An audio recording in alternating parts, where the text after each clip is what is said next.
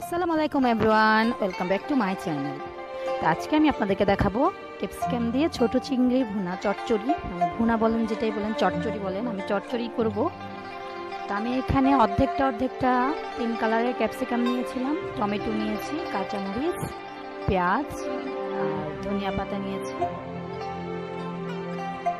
আসলে আমি এই রান্নাটা কোথাও থেকে শিখিও নি, আর কারো থেকে ফলো করিনি, একান্তই আমার রেসিপি এটা।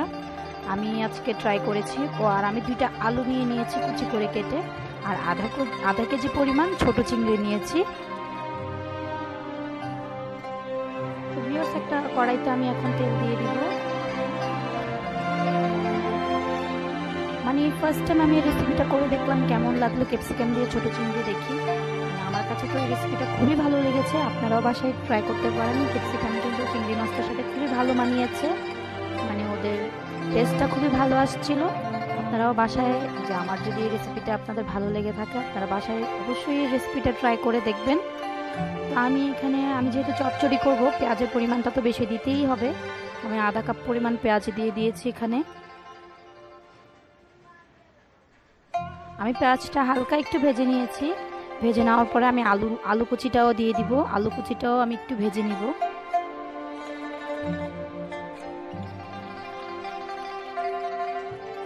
আমি আলুটা অত মোটাও রাখিনি, একদম কুচিও করে ফেলিনি। আমি ক্যাপসিকামটার সাথে যেন যায়, পেঁয়াজটার সাথে যেন যায়, ওভাবেই আমি আলুটা কেটে নিয়েছি। আপনারা আপনাদের পছন্দ মতো আলুর সাইজ ছোট বড় করে নিতে পারেন।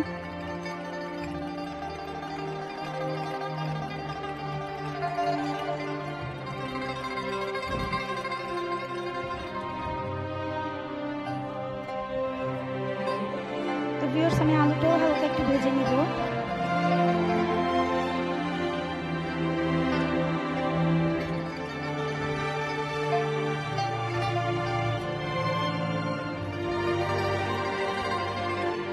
এর মাঝখানে আমি একটা কথা বলে দিই, যারা আমার চ্যানেলটা সাবস্ক্রাইব করেছেন তাদেরকে অসংখ্য ধন্যবাদ।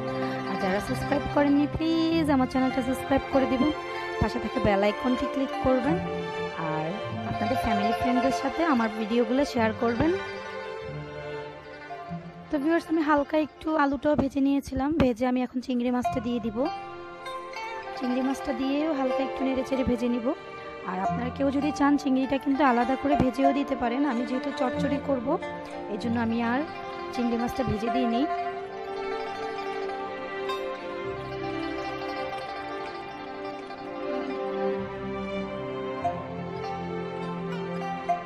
আর যেহেতু এটা ছোট চিংড়ি, যদি ভেজে দিতাম তাহলে কিন্তু চিংড়িটা কিন্তু শক্ত হয়ে যেত।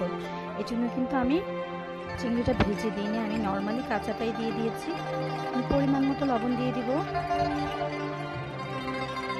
রসুন বাটা দিয়ে দিয়েছি পরিমাণ মতো, 1.5 চা চামচ দিয়েছি মেবি। আদা বাটা দিয়ে দিয়েছি 1 চা চামচ।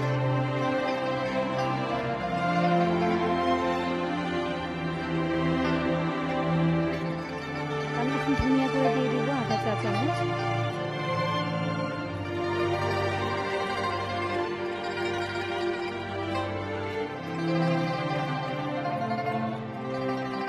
মরিচের গুঁড়া দিয়েছি আমি 2 চা চামচ। আমি একটু ঝাল ঝাল করবো চচ্চড়িটা, 2 চা চামচ হচ্ছে একটু বেশি দিয়েছি।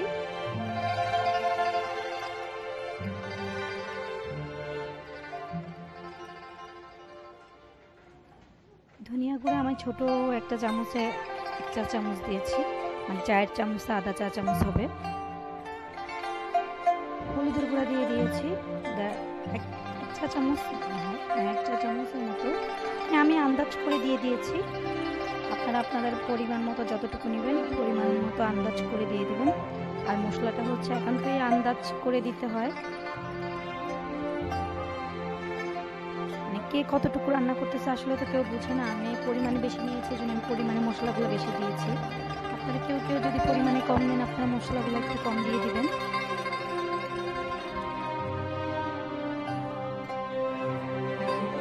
আমি মশলাগুলো দিয়ে একটু ভেজে নিব। ভেজে নেওয়ার পর আমি একে একে ক্যাপসিকামগুলো দিয়ে দিচ্ছি।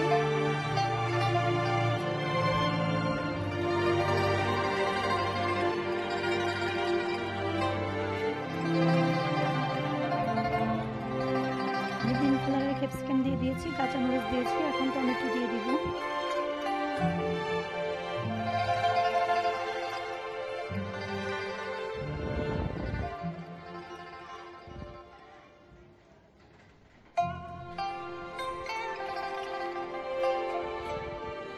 দেখতে অসম্ভব সুন্দর লাগতেছিল ভিউয়ার্স।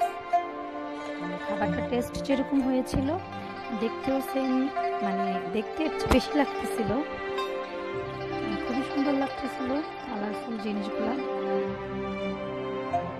আমাদের সবারই কিন্তু কালারফুল জিনিস ভালো লাগে। আমি ক্যাপসিকাম দিয়ে সবকিছু মশলা দিয়ে আমি ভালো করে একটু ভেজে নিব। আমার কাছে মনে হচ্ছিল তেলটা একটু পরিমাণে কম হয়েছে, আমি আর হালকা একটু তেল দিয়ে দিয়েছি, দিয়ে আমি এগুলো আরেকটু ভালো করে কষিয়ে নিব।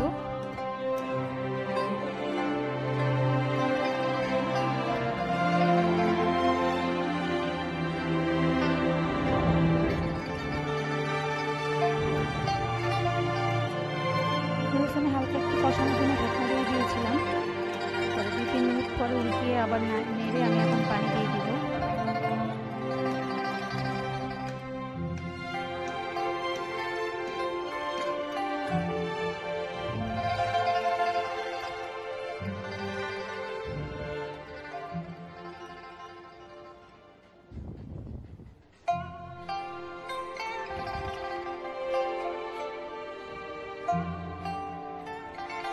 আমি পানি দিয়ে দিয়েছি।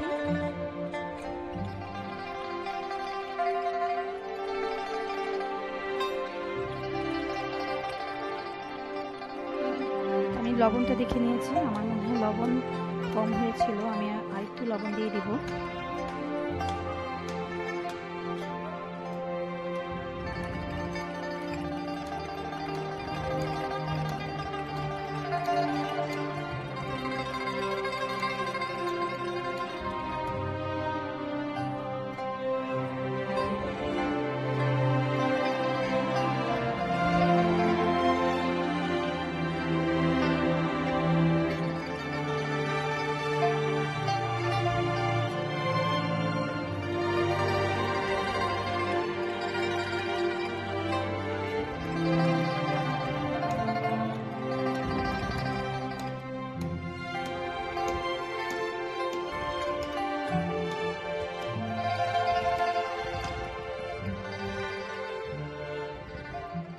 তো ভিউয়ার্স, আপনারা কিন্তু আমার এই রেসিপিটা অবশ্যই বাসায় ট্রাই করে দেখবেন, আর কেমন হয়েছে আমাকে কমেন্ট বক্সে জানাবেন।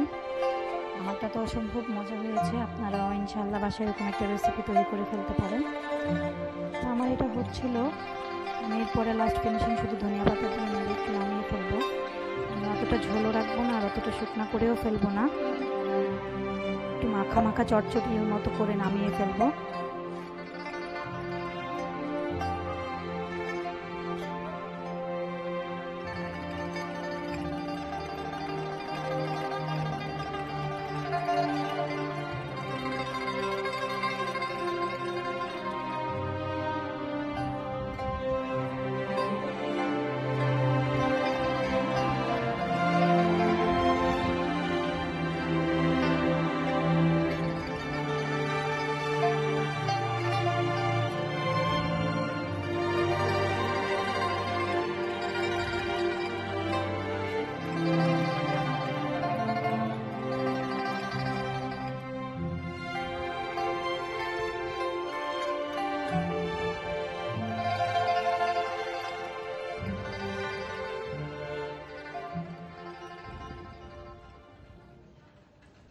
যে ভিউয়ার্স, আমার মাখা মাখা হয়ে আসছে,